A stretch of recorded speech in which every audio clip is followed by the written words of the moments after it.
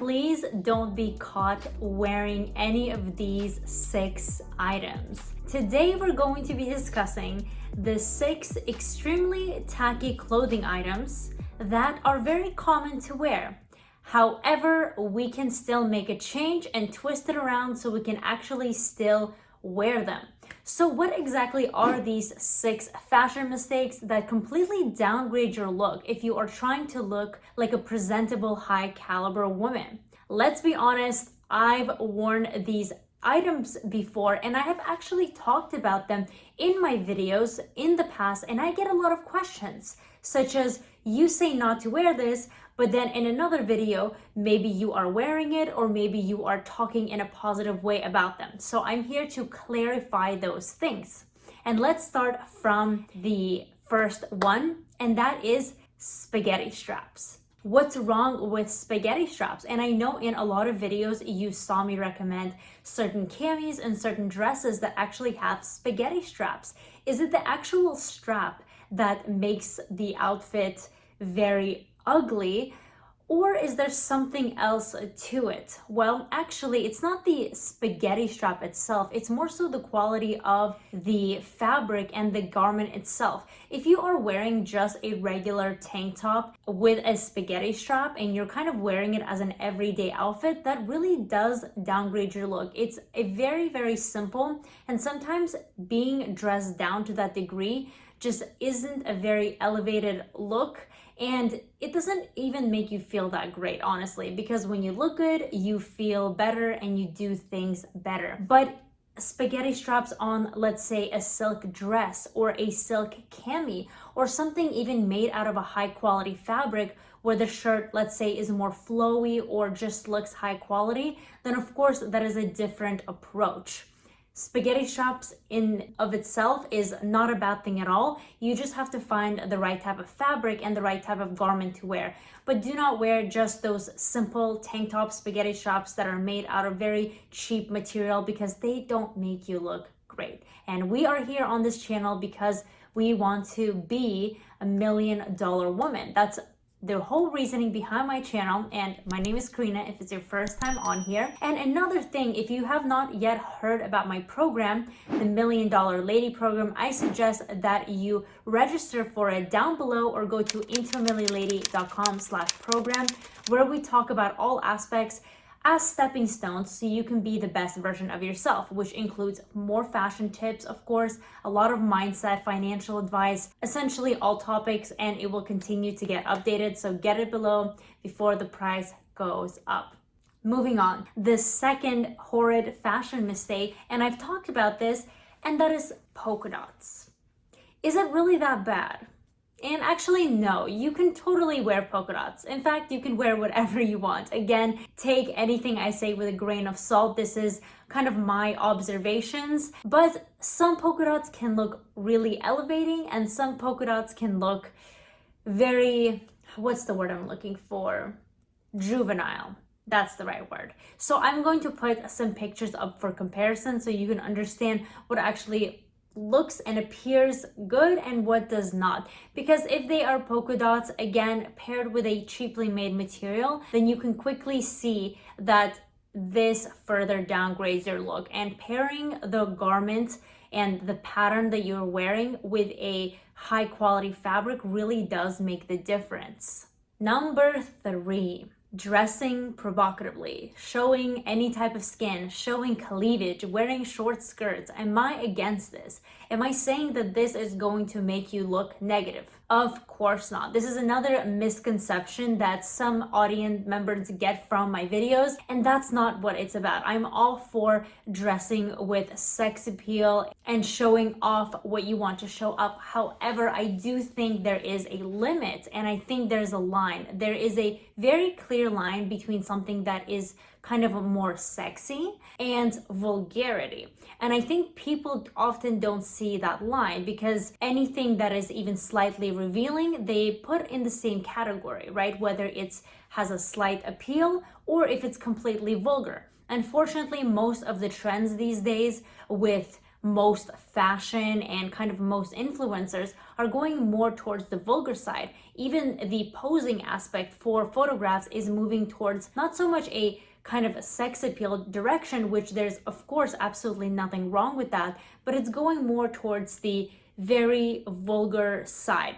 And that's the kind of line that you have to make for yourself and say, doing this is one thing, but am I kind of slowly going into the vulgar direction? That's the one you want to avoid, because I don't think it looks very good. I think you can be sexy without being vulgar. You can show off whatever you want to show off without going down that vulgar side. So really keep that in mind. And I think if you do think about this and analyze some of the trends going around, you will notice what type of clothing actually accentuates your figure, maybe your cleavage, or wearing a short garment, as opposed to just looking like everything that you have is out on display, whether it's posing or the type of outfits that you are wearing. So keep that in mind.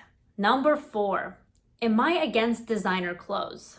Am I saying don't ever wear designer because it looks so tacky? Again, of course not. But less is more in this case. And I think people really overdo this. And again, it's going into that fine line that you have to be careful not to cross over, because there is a difference between purchasing outfits that are high quality, or perhaps you like the brand and you like the kind of what it stands and the style it has, and it is designer and it's more pricey, or you go completely overboard and everything you have has logos everywhere you look, whether it's kind of monogrammed all over the place, or every single piece you're wearing has like Chanel, Gucci, Louis Vuitton, Fendi, all of that. That's also going over to the extreme side.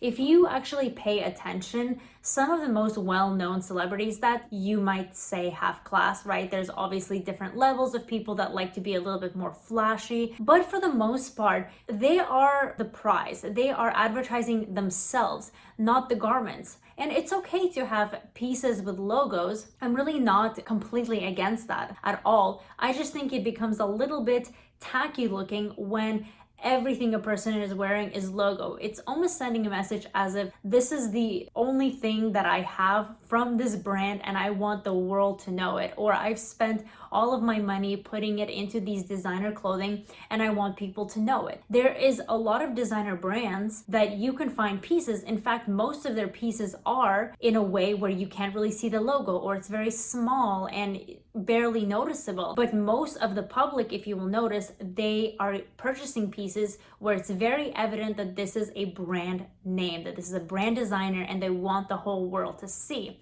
And when they do that, they are no longer the center of attention. It is about their garments. And you don't want to take away from the key here. And the key is you. That's why when you are investing into these more designer pieces, that's something that you should kind of look out to. And maybe when you are purchasing, of course, the things you love, whatever piece you want, do consider, is this a piece that everyone else is also getting? Because at that point, if it is, then is it really worth getting, since it's such a commodity at this point? I think that's something to consider. 2 more things that I've mentioned before. One of them is wearing sequins or bedazzled out dresses, purses, shoes, jewelry. I've mentioned this a lot in my videos, and I think the majority reason is that I see this so frequently on fast fashion websites. It would be a dress that is about $30, and you could just see all the sequins, all the rhinestones, and I'm not saying all of them are bad, but typically when they are made from a fast fashion kind of manufacturer, it is done very poorly. So in the picture, it might look great when you add a glitter effect filter to it, or all the right lighting, or you have a model with perfect hair and makeup and shoes and everything is perfectly fitted. But in real life, when you go out into natural lighting or into a restaurant, that quality really diminishes, and you are left with a very poor looking garment that honestly does look like a simple fast fashion $30 piece.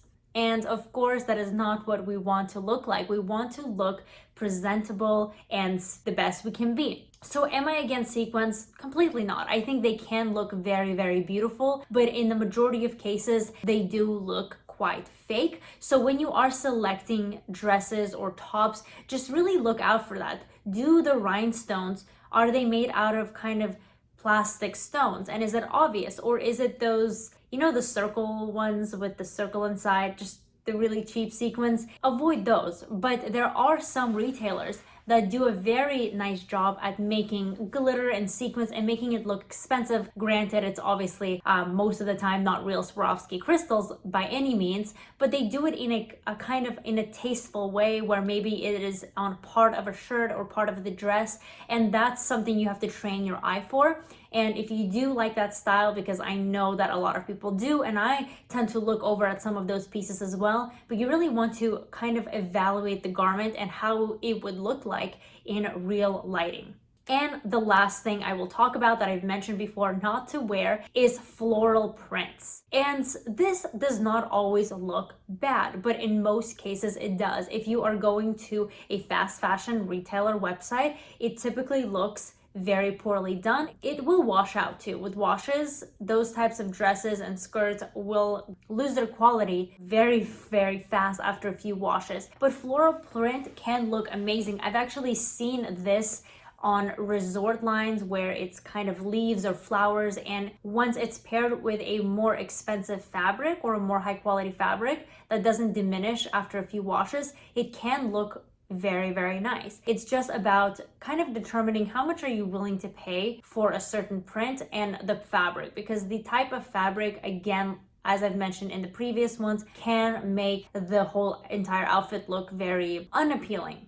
So if you are kind of trying to go for one of those prints, perhaps you might have to spend a little bit more just to get that quality. And if you cannot, then perhaps stick with more simple patterns and colors so it's not right in your face and very, very obvious. I hope that this video clarifies things and that you enjoyed watching it. If you want to be part of our $1 million program, the link is going to be down below. It is value packed. I'm excited to see you there at intoamilliolady.com/program. Also, do subscribe to this channel and like the video if you enjoyed it, and I will see you in the next video.